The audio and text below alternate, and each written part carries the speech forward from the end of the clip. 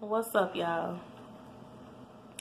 I just wanted to come and talk real quick about mind control. I don't have that much time. I actually gotta go do some things. But I just wanted to talk about the pros and cons of mind control. Like the unhealthy relationships that we allow ourselves to get into, like the media that we focus on, like the music that we listen to, the people that we surround ourselves with, things of that nature, how that creates an unhealthy cycle of repetition. Repetition being the way, the root reasoning as to why the mind goes in a certain direction is through repetition. Whatever you practice the most, whatever you focus upon the most, whoever you surround yourself with the most, and the way that they speak, the way that they think, the way that they portray themselves, so whether your mind is being controlled by you or whether your mind is being controlled by a friend or a family member or the government at large, because the collectiveness of consciousness, they are, being controlled through media, politics, music that we listen to, different TV shows, things like that. So, to kind of take yourself from that would be ideal, but a lot of us don't. What we do is add more onto the bullshit that they're already projecting onto us. So like I said, unhealthy relationships. A lot of the times we find ourselves in these relationships and it creates a victimized level of thinking, of consciousness. So your thoughts create your reality. As I stated before. So what happens is your thoughts send out a wave of vibration, and the universe speaks the language of vibration. So the second before a thought is completed in your mind, you have a feeling towards it. You feel some type of way about the thoughts that you think. So what happens is the universe picks up on that feeling, that vibration. And then by law of attraction, it gives you back what you gave to it. So whatever you're getting out, whatever you're giving out is what you're going to then receive in return. Because that is the language of the universe. The universe operates on feelings, not by all of these words. We as humans, we get too caught up on words. We attach meaning to everything, and it's just not necessary. So when we create these lower levels, if we stay hanging around these lower levels of vibrations, such as fear, anxiety, anger, depression, sadness, things like that, when we hang around down there, those are the things that we get in return. So if we're constantly allowing these unhealthy relationships to manifest in our lives, then it doesn't feel so good. So that creates a feeling of loneliness, sadness, depression. A lot of people go and slip into suicide. And it's because these lower level of vibrations are an equivalent to those type of situations. Unhealthy relationships, suicide attempts, rape, miscarriages, things of that nature. Now, I'm not saying that an innocent baby deserves, to be ripped from, I'm not in any way supporting abortions, but what I am saying is that the baby would have picked up on the mother's vibrations anyway. Therefore, the baby would have been in a lower level of consciousness, so it probably, a lot of us were,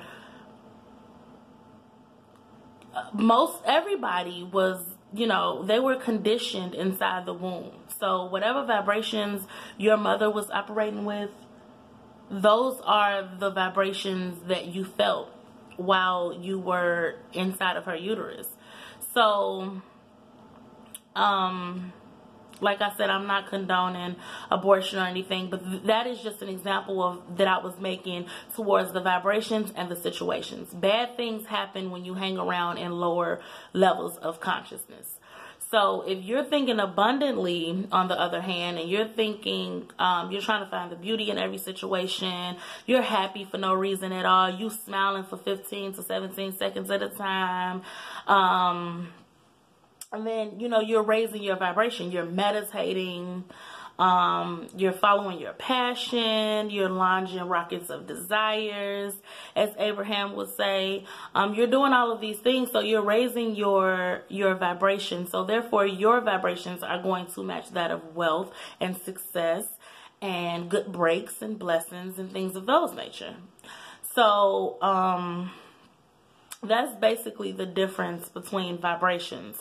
And with the lower state of consciousness and with the unhealthy relationships, for example,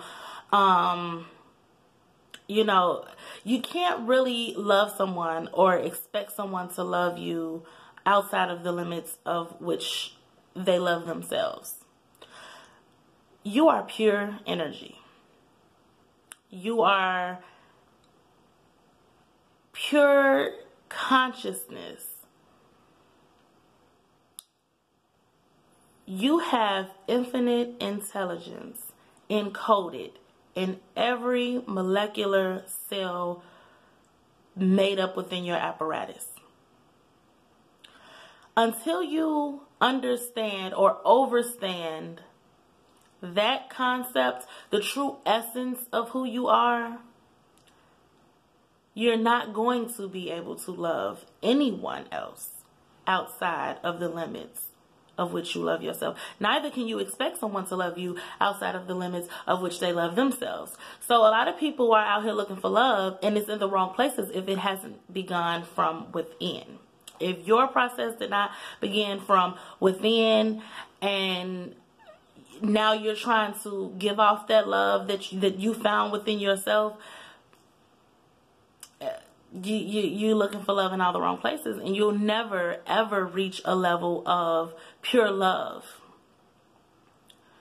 in anyone else if you haven't found it in yourself first. You have to know who you are. You have to know who you are. It is it's ridiculous not to take the time to seek within yourself, for lack of a better word. Ridiculous. So you know, there's a lot of unconditional love. Once you reach a point of unconditional love, once you reach a point of just loving yourself and believing in yourself and putting everybody else's beliefs on hold, sometimes you have to be selfish in order to allow your cup to runneth over so that you can then give to others. Sometimes you have to be selfish, and you need that time for yourself to really know who you are, to figure out what makes you happy. Because if you're not happy and if you're operating at lower levels of consciousness, then you're going to be no good. You're going to be no good. Nothing you do or say will move anybody if you're operating with such lower levels of vibration. So, that unconditional love is a form, and it's a way of knowing that everything is one, everything is connected, everything is a part of you, it's a facet of this universe, and everything is meant for expansion, whether it's for the betterment of whatever situation, or whether they're not trying to actively get better, or, you know, they're not trying to modify anything. You know, you're expanding anyway. You're expanding more negatively or more positively. You're expanding. The universe itself expands. It's an absolute law. It must be. So everything expands, and you want to expand for the betterment of yourself, for the betterment of this planet. You want to reach your highest form of love, pure love, you know, unconditional love. Because the love that we were taught here in this human experience, it's conditioned. It's conditional love. You love people within limits. You know, if you do this for me, I'll do this for you. You scratch my back, I scratch yours, you know. No one really do anything from their heart anymore. You know, it's always a, you know, give-take type of thing. But when you reach a form of self-love, you look at everything as unity, and you do things from an unconditional standpoint. You know, you're not so conditioned to the ways of the world. You're not so conditioned to, you know, how you think things should be. You know, like I said, you're not adding meaning to everything.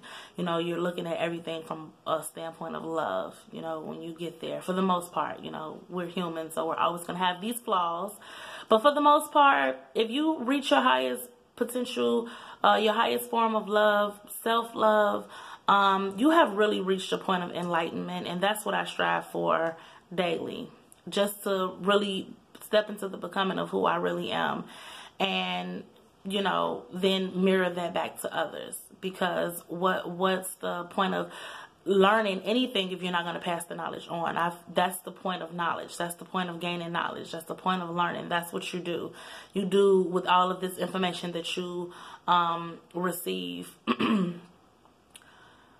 You pass that along so that it can help someone else. And, you know, you push forth that perspective of consciousness so that you're able to, you know, move this planet in a better way.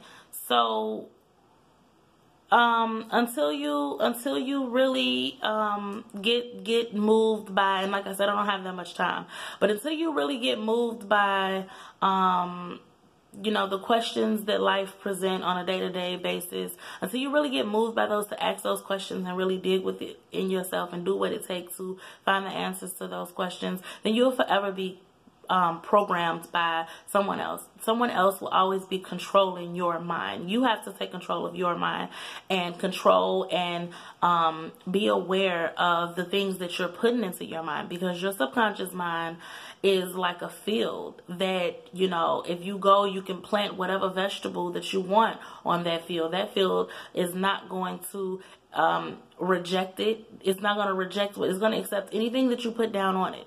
So just like that with your subconscious mind, it does not reject anything.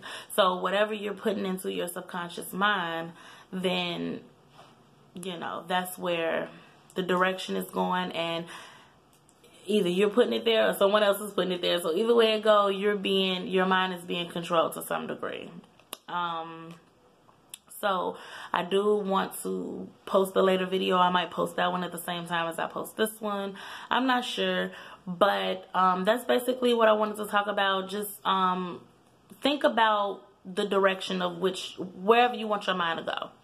A lot of us haven't even gave it much thought about, you know, and once you make up your mind, you stay on that.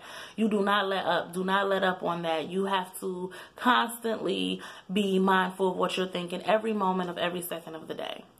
So, if there's anybody that you need to forgive, you need to forgive, because you cannot operate at these higher levels of consciousness if you are not forgiving people. So you focus on wealth, you focus on abundance, you focus on joy, you focus on bliss, and those things will make its way to you. You'll become a magnetic match vibration to it. So be mindful of what you're putting into your mind. Be mindful of the people that you're hanging around. Be mindful of these things if you care to any degree of where your mind is going, because what shows on the outside reflects what's on the inside all the time. So it doesn't really take much to read what type of person you're dealing with. You just look at the results of their lives, and that will tell you all that you need to know about their mentality. So, I will have a later video, maybe later on today. I just wanted to talk about repetition. If you constantly, you know, repeat affirmations. Affirmations are really, really good when you're trying to reprogram your subconscious mind. Affirmations. So I am great. I am wise. I am a millionaire. I am successful. Things like that. I am an overachiever. Wisdom flows to and through me. So, you know, those type of things are good to, you know, feed the subconscious mind.